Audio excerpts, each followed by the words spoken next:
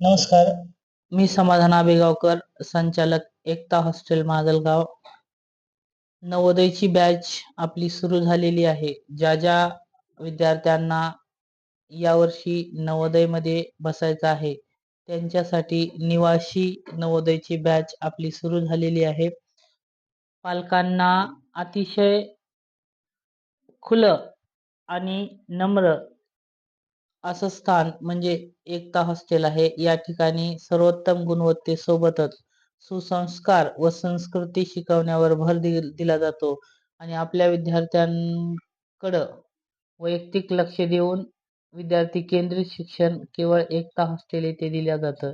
येथे कुठल्याच पद्धतीचा असा बळीराव केला जात नाही.